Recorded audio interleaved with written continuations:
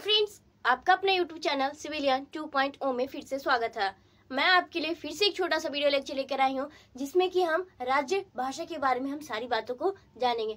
ये होती क्या है, ये कौन सी भाषाएं हैं, और राष्ट्रभाषा जैसे कि अलग अलग चीजों में हमारे, जैसे कि खाने की चीजों में या फिर मिठाइयाँ में या फिर गान में, तो सब चीज में राष्ट्रीय भाषा होती है। लेकिन ये राज्य भाषा क्या है, तो एक एक करके इन सारी बातों को हम जानेंगे इस वीडियो लेक्चर में। दोस्तों, सबसे पहले ये जान लेंगे कि ये राज्य भाषा कौन से भाग में और कौन से अनुसूची में है संविधान में, और कौन से आर्टिकल में, एक एक करके हम जान लेते हैं। तो सबसे पहले अनुसूची की बात की जाए तो 22वीं अनुसूची में किसके बारे में चर्चा की गई है? भाषाएं के बारे में चर्चा की गई है। अगर बात की जाए कि भागी की बात की जाए, यानी कि पाठ की बात की जाए संविधान के, तो भाग कितने के द्वारा, भाग 17 में क्या की गई है? भाग 17 में राजभाषा के बारे में बतलाई गई है। उसके बाद जानेंगे आर्टिकल, कौन से आर्टिकल के तहत, कौन से आर्टिकल में राजभाषा के बारे में चर्चा की गई है। तो 343 से लेकर 351 के बीच में क्या है, सारी बातें राजभाषा के बारे में बताई गई है, उसके बारे में चर्चा की गई है। तो एक एक करके हम सारी बातों को जानेंगे कि 343 से लेकर 351 के तहत कौन कौन सी बातें कही गई है संविधान में राजभाषा से रिलेटेड। इन सारी बातों को हम इस वीडियो लेक्चर के माध्यम से आपको हम बताएंगे। दोस्तों, आपको पता होगा कि 14 सितंबर, कब दोस्तों? 14 सितंबर को हम लोग क्या मनाते हैं? राष्ट्रीय हिंदी दिवस मनाते हैं। तो इसी दिन क्या होता है, 14 सितंबर 1949 को क्या करते हैं कि हिंदी को राजभाषा की दर्जा दी जाती है। उसी दिन से हम लोग हिंदी दिवस कब मनाते हैं? तो 14 सितंबर को हिंदी दिवस मनाया जाता है। ये आप याद रखिए, क्यों? क्योंकि ये आपके लिए और आपकी परीक्षाओं के लिए, दोनों के लिए इम्पोर्टेंट है। नेक्स्ट ये देखेंगे कि विश्व हिंदी दिवस कब मनाते हैं। एक तो हो गया राष्ट्रीय हिंदी दिवस, और विश्व हिंदी दिवस कब मनाते हैं? तो आप मनाते हैं 10 जनवरी। कब मनाते हैं दोस्तों? 10 जनवरी। और कब से मनाना स्टार्ट किए हैं? तो 2006 से। क्या होता है दोस्तों, विश्व हिंदी दिवस मनाने का रीजन क्या है? जैसे कि राष्ट्रीय हिंदी दिवस मनाने का रीजन क्या था कि इस दिन से क्या हुआ था, हिंदी को राजभाषा घोषित किया गया था। तो उसी तरह से विश्व हिंदी दिवस जो क्या होता है कि विश्व हिंदी सम्मेलन लगाई जाती है, बैठक होती है, जो कब होती है दोस्तों? तो वो आपका हो जाता है 10 जनवरी 1975 में पहला विश्व हिंदी सम्मेलन होता है। इसी के बाद से 2006 से, कब दोस्तों? 2006 से विश्व हिंदी दिवस 10 जनवरी को मनाया जाने लगा। तो ये बात हम किसके बारे में जान लिए, तो कब कौन सी चीज मनाई जाती है। तो ये भी बात जानिए कि सर्वप्रथम राष्ट्रभाषा, अगर बात की जाए राष्ट्रभाषा, क्या हिंदी कोई हमारे देश की राष्ट्रभाषा नहीं बल्कि एक राज्य भाषा। क्यों दोस्तों?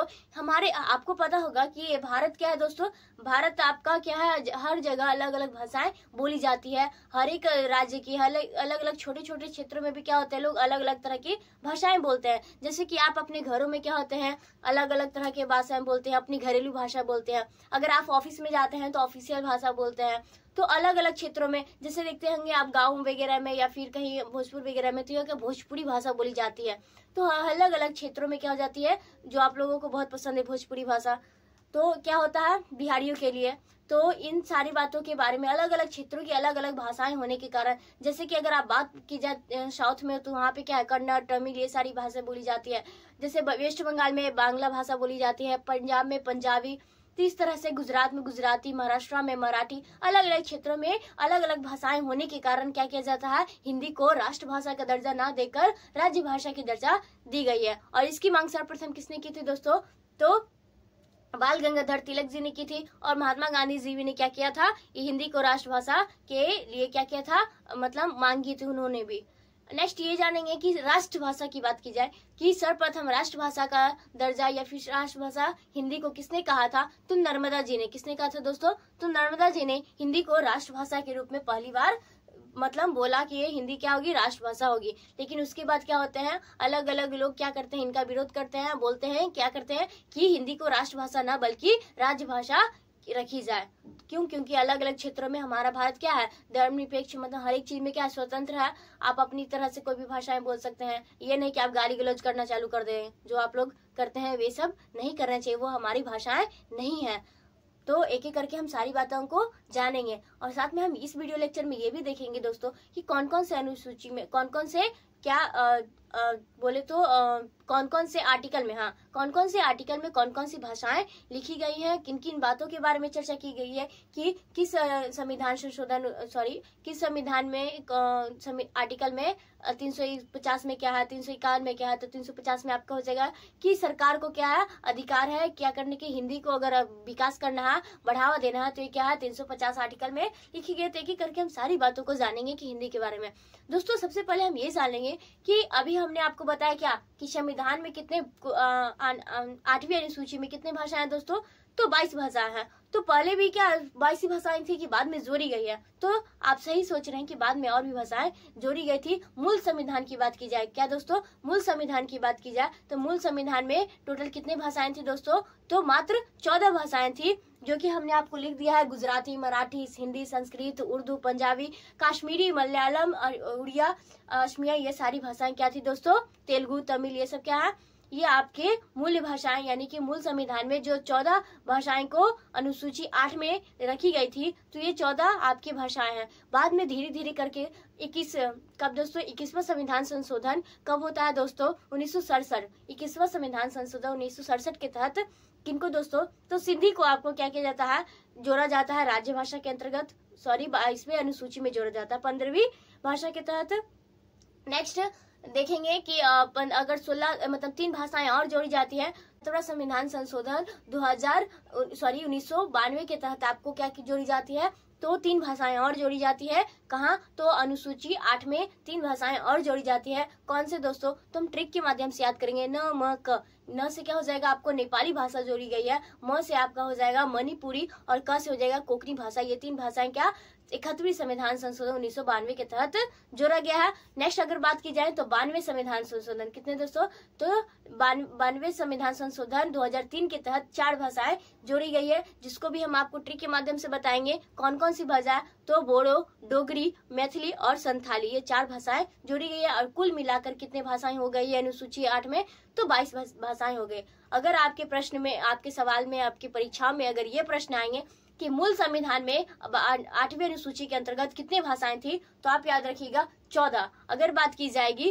कि अगर वर्तमान में जो संविधान है तो उनमें कितने अनुसूची 8 में कितनी भाषाएं हैं, तो आप याद रखिएगा कितना दोस्तों, तो 22। ठीक है, तो इतनी बातें हमने आपको बताएं, ओवरव्यू दिया। अब एक एक करके हम डिटेल में जानेंगे कि कौन से आर्टिकल में कौन कौन सी बारे में भाषाएं के बारे में चर्चा की गई है। तो आइए एक एक करके हम शुरू करते हैं। सबसे पहले दोस्तों हम जान लेंगे कि राजभाषा, भाषा क्या होती है। तो भाषा एक तरह से क्या है, अपने विचारों को क्या करने के दोस्तों, अपने विचारों को आदान प्रदान करने की क्या माध्यम है, जिसके तहत आप क्या करते हैं। भाषा के बारे में आप बचपन में व्याकरण में पढ़े होंगे कि भाषा क्या है, अपने मन के भावों को, विचारों को क्या करने का आदान प्रदान का एक माध्यम है, जिसके द्वारा हम अपनी बातों को दूसरे के सामने रखते हैं। जैसे कि आप किसी को बात करते हैं तो किन भाषाओं का इस्तेमाल करके, अगर आपको अपनी बात मनमानी हो, किसी से कोई काम निकलवाना हो, तो क्या करते हैं आप, प्यारी प्यारी भाषाओं में उनको क्या करते हैं, उलझा लेते हैं और क्या करते हैं, उससे काम निकलवा लेते हैं। तो ऐसा नहीं करना चाहिए, लेकिन आप लोग करते हैं, तो हम क्या ही कर सकते हैं। तो भाषाएं वो होती है जिससे हम आपको बोलकर क्या करते हैं, अपने काम निकलवाते हैं, अपनी भाषाओं को आदान प्रदान करते हैं, अपनी बातों को समझाते हैं, अपनी बातों को बतलाते हैं, वो क्या भाषा है। देखिए राज्य भाषा क्या है, तो अलग अलग क्षेत्रों में बोली जाने वाली भाषा को क्या कहते हैं, राज्य भाषा बोलते हैं। दोस्तों ये भी जानेंगे कि वर्तमान में हिंदी कितने भारत में कितने जगहों पे हिंदी बोली जाती है। तो टोटल 10 जगहों पे क्या बोली जाती है हिंदी, 9 राज्य और तथा एक क्या यूनियन टेरिटरीज बात करेंगे तो केंद्र शासित प्रदेश। ठीक है, तो केंद्र शासित प्रदेश में कौन सा हो जाएगा, तो दिल्ली में क्या होती है दोस्तों, हिंदी भाषाएं बोली जाती है। अगर बात की जाए 9 राज्य जहाँ हिंदी बोली जाती है, कौन कौन से हो जाएगा, ये आपका यूपी हो जाएगा, उत्तराखंड हो जाएगा यानी यूपी यानी उत्तर प्रदेश, उत्तराखंड, छत्तीसगढ़, एमपी यानी महाराष्ट्र, मध्य प्रदेश, हिमाचल प्रदेश हो जाएगा आपका, ये आपका ये राजस्थान हो जाएगा, हरियाणा हो जाएगा, बिहार हो जाएगा, झारखंड। ये 9 राज्यों में क्या बोली जाती है, तो ये आपका हिंदी भाषाएं बोली जाती है। और एक दिल्ली में यूनियन टेरिटरीज जो है दिल्ली, केंद्र शासित प्रदेश, वहाँ भी क्या बोली जाती है, तो हिंदी भाषाएं बोली जाती है। हिंदी की क्या है मतलब एक एक करके हम सारी बातों को अब जानते हैं। नेक्स्ट दोस्तों देखेंगे कि राजभाषा के बारे में। तो हिंदी को राष्ट्रभाषा, अगर क्या बात की जाए राष्ट्रभाषा, यहाँ नोटिस कीजिएगा कि राष्ट्रभाषा सर्वप्रथम नर्मदा जी ने कहा था। राष्ट्रभाषा का दर्जा किसने दिया था, तो नर्मदा जी ने कहा था। जबकि हिंदी को राजभाषा की मांग सर्वप्रथम किसने दी थी दोस्तों, तो बाल गंगाधर तिलक ने दी थी। नेक्स्ट मतलब मांग की थी। नेक्स्ट दोस्तों ये देखेंगे कि भारत में कितने प्रतिशत लोग होते हैं जो हिंदी बोली जाती है। हिंदी की इतनी महत्वपूर्णता क्यों है? क्योंकि अधिकांश लोग क्या होते हैं तो 44%, भारत के कितने प्रतिशत दोस्तों? तो 44% लोग क्या करते हैं, हिंदी भाषाएं बोलती हैं। तो इसीलिए हिंदी को क्या किया गया है, राष्ट्रभाषा के रूप में रखा गया है। नेक्स्ट, हिंदी राष्ट्रभाषा नहीं बल्कि क्या है, राष्ट्रभाषा नहीं बल्कि हिंदी को राज्यभाषा संविधान में कहा गया है। संविधान में यह लिखा गया है कि हिंदी राष्ट्रभाषा नहीं बल्कि राज्यभाषा होगी, यानी कि ऑफिशियल लैंग्वेज होगी।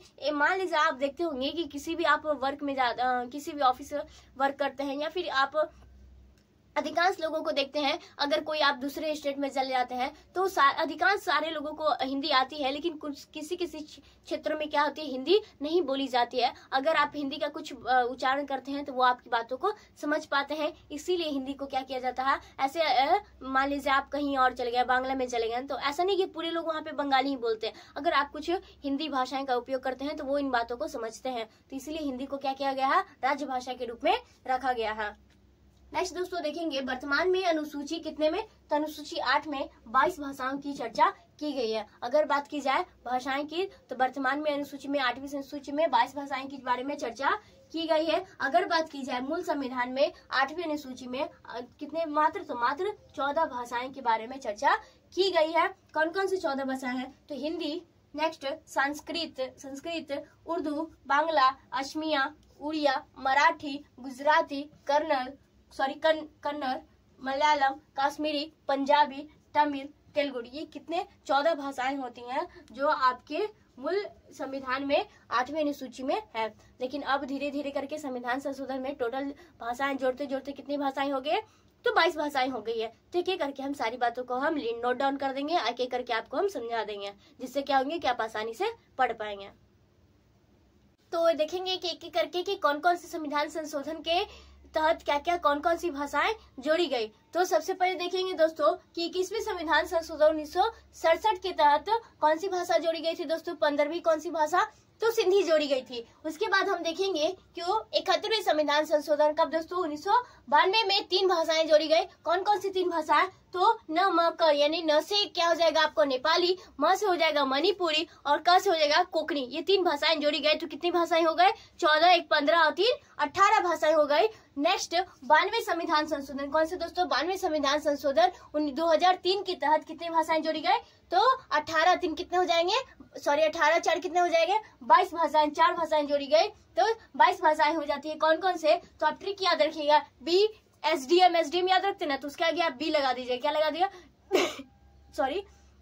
BSDM, क्या BSDM, तो कितना हो जाएगा, बोडो, एस से आ जाएगा संथाली, डी से हो जाएगा डोगरी और एम से हो जाएगा मैथिली। ये 4 भाषाएं और भी ऐड की गई, ठीक है। तो ये डोगरी कौन सी कहाँ बोली जाती है दोस्तों, तो ये जम्मू कश्मीर में बोली जाती है। नेक्स्ट 14 सितंबर कब दोस्तों, 14 सितंबर को हम लोग क्या मनाते हैं, राष्ट्रीय हिंदी दिवस मनाते हैं, जो 1949 को हिंदी को राज्य भाषा घोषित किया गया। इसीलिए क्या किया जाता है, हिंदी को राष्ट्रीय हिंदी दिवस 14 सितंबर को मनाते हैं। 14 सितंबर को राष्ट्रीय हिंदी दिवस मनाया जाता है। नेक्स्ट 10 जनवरी 1975 को विश्व हिंदी सम्मेलन होने के कारण 10 जनवरी 2006 से हम लोग क्या विश्व कौन सा दोस्तों, तो विश्व हिंदी दिवस मनाते हैं। तो आप याद रखिएगा, कंफ्यूज नहीं होइएगा कि विश्व हिंदी दिवस कब मनाते हैं और राष्ट्रीय हिंदी दिवस कब मनाते हैं। तो विश्व हिंदी दिवस आपका हो जाएगा कब दोस्तों, तो 10 जनवरी और राष्ट्रीय हिंदी दिवस की बात की जाए तो ये आपका हो जाएगा 14 सितंबर।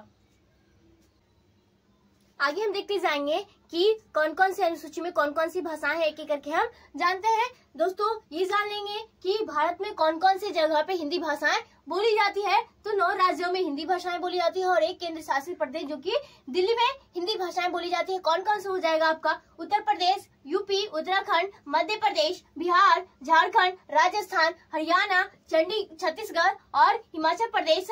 इन सभी जगहों में क्या बोली जाती है, हिंदी भाषाएं बोली जाती है। नेक्स्ट देखेंगे कि आर्टिकल 343 कौन सा दोस्तों, आर्टिकल 343 में क्या कहा गया है कि संघ की संघ में हिंदी को राजभाषा घोषित किया जाता है किसके तहत? तो संविधान 343 में ये कहा गया है। 344 में क्या कहा गया आर्टिकल कि राजभाषा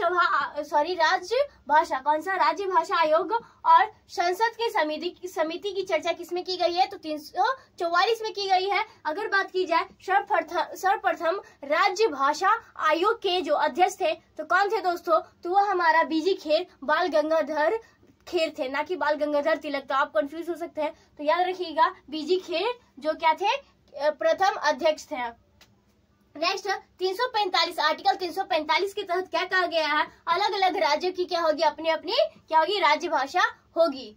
नेक्स्ट जैसे कि अगर बात की जाए, हमने आपको बताया जैसे हिंदी की कहाँ कहाँ बोली जाती है, तो अलग अलग जैसे जम्मू कश्मीर में कश्मीरी भाषा, तो अलग अलग वहाँ पे हिंदी और उर्दू भाषाएं ज्यादा बोली जाती है। अगर ऑफिशियल और कश्मीरी भाषा हो जाती है तो राज्य भाषा के फॉर्म में। तो हम क्या बोल रहे थे कि हाँ अंग्रेजी भाषाएं कहाँ कहाँ बोली जाती है? तो ये आपका हो जाएगा मेघालय, मिजोरम और नागालैंड में क्या हो जाती है? अंग्रेजी भाषाएं बोली जाती है। नेक्स्ट 346 कौन सा? आर्टिकल 346 में पत्राहिक भाषा यानी पत्राही भाषा बोले तो समाचार यानी कि कम्युनिकेशन भाषा। अगर एक जगह कम्युनिकेशन करना है, बातचीत करनी है, तो कौन सी भाषाएं लोग बात करते हैं? जैसे कि हमने आपको बताया कि आप किसी भी दूसरे क्षेत्र में जाते हैं तो हिंदी और इंग्लिश क्या हो जाती है? अधिकांश लोगों को आती है बोलने। भले ही क्या होते हैं उनके इर्द गिर्द के जो लोग होते हैं, मतलब कि जैसे बंगाल में रहते हैं तो वो वहाँ की भाषाएं को सीख जाते हैं, तो ऐसे ही उनको हिंदी और अंग्रेजी भाषा। तो अगर आपको बातचीत किसी को करना है, अगर दूसरे क्षेत्र में जाते हैं तो आप हिंदी और इंग्लिश में बात कर सकते हैं। तो कम्युनिकेशन लैंग्वेज कौन सा हो जाएगा आपका? हिंदी और इंग्लिश। बात की जाएगी आर्टिकल 347 के तहत, तो जनसंख्या की एक विशाल क्या समूह, जनसंख्या के अगर विशाल समूह क्या कहेगी कि हमें कुछ भाषा रखनी है, जैसे इस क्षेत्र के लोग हैं बहुत ज्यादा जनसंख्या वाले हैं कि कुछ अलग भाषाएं का उपयोग करते हैं, तो उस क्षेत्र की एक अलग राज्य भाषा घोषित करने का अधिकार सिर्फ किनको है? तो ये सिर्फ राष्ट्रपति को दर्जा दी गई है कि वो क्या कर सकता है? एक भाषा को राज्य भाषा बना सकता है। तो आगे हम देखेंगे आर्टिकल 348 347 देख लिए। 300 आर्टिकल 48 में क्या कहा गया है कि supreme court and high court में अगर आप कोई भी डिस्कशन होता है, किसी भी बात की निर्णय ली जाती है, तो कौन सी भाषा में होगी दोस्तों? तो इंग्लिश भाषा में सुप्रीम कोर्ट और हाई कोर्ट में बातें की जाती है, या फिर कोई भी बातें बतलाई जाती है, या फिर कोई भी अगर कोई एक बात निकला, जैसे कि कोई आप शिकायत की, कोई निर्णय निकलता है, तो वो किसके द्वारा? तो इंग्लिश भाषा में वो की जाती है। अगर बात की जाए आर्टिकल 349 की बात की जाए तो क्या राज्य भाषा संबंधी सुधार के लिए राज्य भाषा के लिए क्या किया जाएगा? राज्य भाषा आयोग तथा संसदीय समिति का गठन किया जाएगा। और उसमें कितने दोस्तों? तो 2/3 बहुमत होनी चाहिए। अगर आप किसी भाषा से रिलेटेड किसी तरह की सुधार करना है तो एक बैठक की जाएगी राज्य भाषा आयोग और किसके? संसदीय समिति का एक गठन किया जाएगा। उसमें वहाँ के जो लोग होंगे उनकी सिफारिश में कितने? कम से कम 2 से 2/3 बहुमत वहाँ पे होनी चाहिए, तभी जाकर उसमें सुधार हो सकती है।